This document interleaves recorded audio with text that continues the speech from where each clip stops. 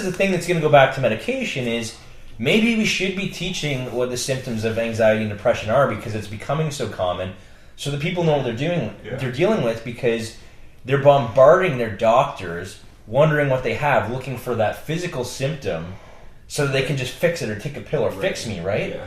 Unfortunately, this takes a little time. This takes a little patience, but it's so much fucking worth it, right? Yeah. So I mean, that's one of the things as well, is that people often don't like we touched on this. They get this medication. The doctor says you have anxiety. The first thing you should do is research what anxiety is and get to know it, right? Because the more you know, the more power you have. Right. And research the pill that you're being put on as well. That's huge as well. But you're probably going to get anxiety about taking that pill. Yeah. You probably think stigma. the first you're on drugs. Like you're right. You're right. It's the stigma. I have to take drugs to be normal. Yeah. Right? Yeah. There is. I think that's becoming less and less. We're in a. Ridiculous pills. Yeah. Well. Yeah. Exactly. I mean, people are. Let me kind of rephrase that. Everybody might take pills, but they don't necessarily talk about it. I think more people are starting to open up about what they're taking. I know when I was taking medication, I didn't really tell too many people. If I did, I was drunk or high. Right. I would tell people that I was doing blow, or that I was drinking a case of beer, but I wouldn't tell them I was taking Effexor. Isn't that crazy? Is that really? Like, yeah, I like snorted an 8-ball, but I'm not on like 25 milligrams of Effexor. not me. And that's what stigma, we do, right? Like, that's just pure stigma, which is kind of ridiculous that I would say that. And we're going to talk about and we'll talk about stigma in a little more serious context at the end, because Paulie and I have some stories we're going to share. But right now, we'll keep going through this, all right? Yeah. So, incidence of depression tends to increase with age because of body chemistry changes as you age. Oh, I didn't know that. Yeah, so especially the brain chemistry. So it's important to learn these skills early in life, which clearly we're not succeeding at, right? No. Right. So, I mean, and it's clearly linked with depression. So this is something that we should be... It's obviously, you want to treat it at any age. You don't necessarily want to not get treatment for anxiety and depression because you're 80 years old. Right. You still have life to live. You want that to be a quality life, but the sooner you learn them, the better. Do you guys agree with that? Yep. And we're kind of lacking there? I think, we are lacking for sure there. Yeah. Okay. So, kids, this is an interesting fact on the CD. Kids being diagnosed with ADD may actually be struggling with anxiety and depression because they might actually be fidgeting, having panic attacks, and don't know how to explain them. Right. Which I found was interesting, right? Because ADD medication, they're talking about Ritalin specifically in the audio, is being overprescribed. And that's not to say that there definitely are children out there that do have ADD. Is that like Adderall? I think so. It's kind of like Adderall, yeah. Yeah. Does it help you concentrate? Yeah. Yeah, I think so. I think it was Ritalin, and then they kind of switched over to Adderall. Yeah. I mean, it depends. The one thing we really have to remember above all of this is remember that this is still a business. I mean, these companies are making major dollars off of shoving these antidepressants and anti-anxiety pills down your throat. If you need them, fucking fantastic that they're there. But if you can try to do something like we're trying to do and get through it naturally, it's probably going to be more long-lasting. And the one thing that I remember really fucked me up was going on vacations. You know how much anxiety I went through one flight because I couldn't remember if I brought my medication with me to Mexico. So it ruined your vacation. Yeah, well, I did bring it, but like the whole flight was. I mean, flights in themselves produce anxiety. Yeah. But if you're dependent on a medication and you can't remember if you put that in your carry-on, you want to jump off the plane. Or not your carry-on, your actual luggage, but you're sitting in the plane like, oh, fuck. Go in the cargo hold. Yeah. So that can be a bit of an issue too. You don't want to feel like you're kind of held down by that if you can avoid it, right? For sure. So yeah, again, we talked about not getting the coping skills they need. So anxiety and depression is genetic. So what that means is obviously if you have kids, I think it said 7 times more likely to have children with anxiety or depression because it's like biochemical, right? Right. That's like fascinating to me. And not that I know too much about like my family history, but like it shows me that I'm not the only one, at least in my family, that has this, right? Maybe you're just one of the ones that admit it. Right, yeah. Well, I think I'm definitely the only one that admits it in the O'Byrne clan, for right. sure. But I'm glad that I do, right? Yeah. And I think that because my family didn't talk about mental illness or, you know, like sexual abuse. We didn't even talk about sex in our house, right? Let alone mental illness. So then when all this stuff happened, I didn't know, like, how to deal with it. But I have a wicked opportunity here now because I know about this stuff that I can break that chain. Sure. Like, and I'm not going to... Maybe I won't break that chain when I have kids. They may have anxiety or depression, but... You know how to give them the coping. Give them some tools. Yeah, and that's the big thing. That's huge. Yeah, sure. I didn't get those tools. Like like I said, I think I told you this on the podcast that I did, that like when you're sexually abused and you don't talk about, like, I never had the birds and the bees talk with my parents. Right. So then I was sexually abused and I was like what is this? Yeah. Like, what's going on here? And I had no idea that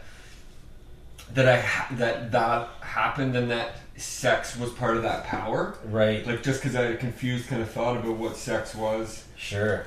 When I was 13 and I thought I should probably have the birds and the bees talk. Like, I learned from my neighbor. Yeah. Right? And really? How was that? I don't know if he was the most educated guy in the world. We were lighting cars on fires and like little dinky cars on fires, building forts. Okay. We're talking about sex. Well, was your neighbor your same age? Yeah, we were the same age. So your neighbor told you about... Yeah, he obviously knew. Like he was the pro? He was the pro. And I was just a student, right? I think it's the same guy who taught me how to ride a bike. Right? Really? So he must know about sex if he knows how to ride a bike. I think he had a different family dynamic than I did. Well, that's another thing. I mean, we'll get into the whole sex talk, but these two topics of mental health and sex education that we shy away from, you're more likely to avoid going through them by talking about them, right? Empower your kids with these tools to go through anxiety and depression. Empower them so that they know about their bodies. Right. Call a vagina. Right. You know, call a penis. Right. Right? Don't be like... unless you're our age, and then you can call it cock and pussy all you want. But this is uncensored, so deal with it. But sorry, Mom. Yes. Sorry, Mom. My mom isn't watching, I'll guarantee that. My mom isn't either. Yeah, if she was watching, I'd probably censor myself a little more. Oh, your mom is? I think so. Oh, sorry about that. Don't alter your medication. Yeah, this is a big one too. So if you are taking medication and anything that we're bringing up, don't alter it by any means. We're not physicians. We're just people talking about our experiences.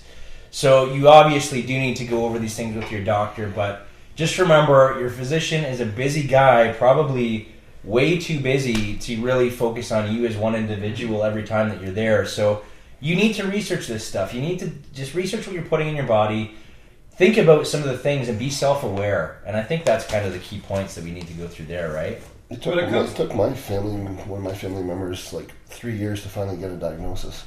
Really? Wow. With their daughter, yeah. Wow. Was there like misdiagnosis? Or I think that happens. Just like no diagnosis at all? Well, it was like, just bad behavior, your bad parents. Right. They're just going through bad, And then a diagnosis. Yeah.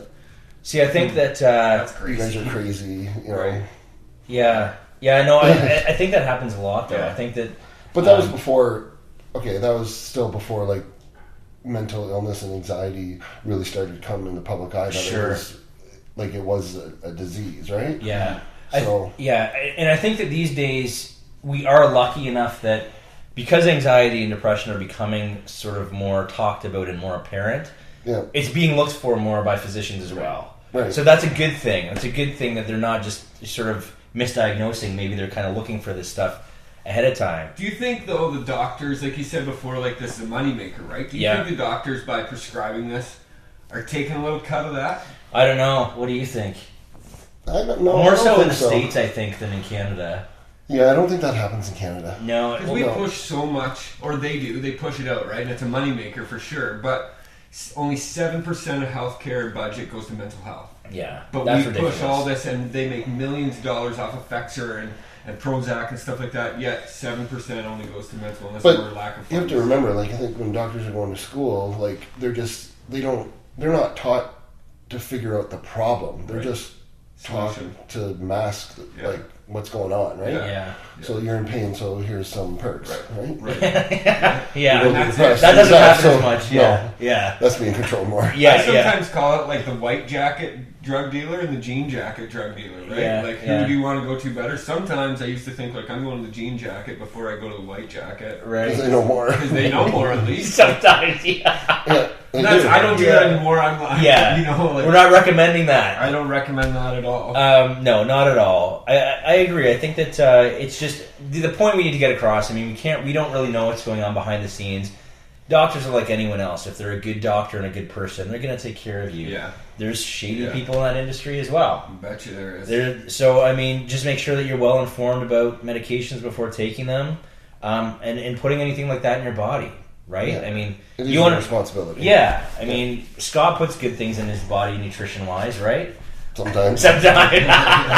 Perception. Oh, yeah, perception, right? Okay. Well, at least we're being honest here.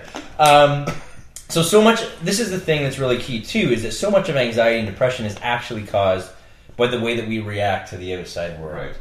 Right. So behavior modification is an approach that's kind of been used and validated over a long period of time to treat anxiety and depressive illness, and it teaches people to alter their behavior and eventually impacts the way that they start to think. It obviously takes time and an expert set of instructions, which we're following here. So we already talked about if a professional puts you on medication, but nothing will happen.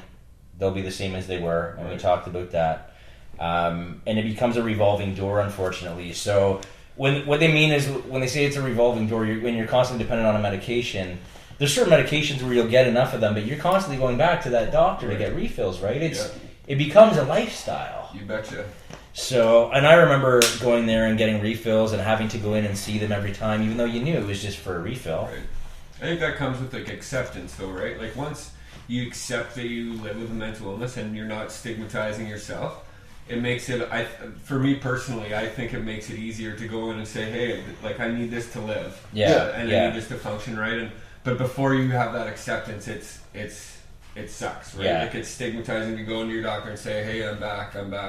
But I think once the acceptance comes that, like, "Hey, I live with depression," or "Hey, I live with anxiety, and I need this to function," like I think that acceptance is a big part in like moving forward and being okay with taking medication. Mm-hmm. Like I was just never okay with saying to my doctor, "Hey, I'm suicidal and you're giving me medication to not be suicidal." I was scared to say that to them. Yeah. And then I like got some acceptance and said, like, "What else do you have? Like, Right. I need something else. I need a different. This isn't working. So we discovered that SSRIs like aren't good for me. Yeah. So like a natural thing's gonna work. And I'm just like really into like holistic treatments now, like meditation, yoga.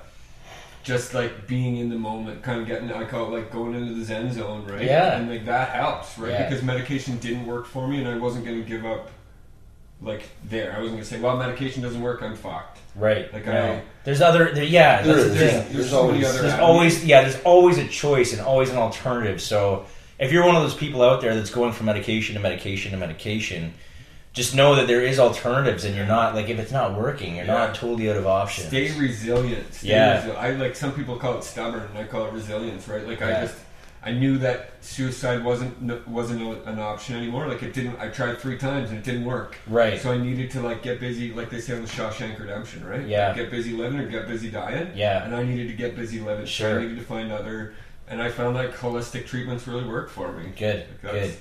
And so far it's doing well. Good. Yeah. Well, we're obviously glad to hear that, right? Yeah. And again, I mean, Paulie found what works for him. You have to find what works for you. Yeah. But the thing is, there are common personality traits between everyone that suffers from anxiety and or depression. Mm-hmm. So some of those personality traits can be perfectionists, overreactors, negative thinkers, catastrophizers. Mm-hmm. What if thinkers, worriers. Guilt. Yep, exactly. Guilt's a big one. Yeah. And many are also hypochondriacs, which is kind of the quality of being a sensitive person, because you're sort of, when you're around people and they're talking about something they have, then you might be like, oh, maybe I have that too, right? You're just very like sensitive, really is the word. Yeah. But do you guys find that you had to deal with any of those personality traits growing up? Like, what I mean by that is, were your parents, like I know my dad is a perfectionist, and I think that there was some overreacting that took place, and they might call it being real, but I would call it negative thinking. I grew up in a military house. There's Yes. constant negativity. Okay, yeah, so there's negative Yeah, reinforcement. there's negative reinforcement. What, imperfectionism? Imperfection. Like I always say this even when I speak. I've never scored 10 goals in a game, but if I did, hypothetically,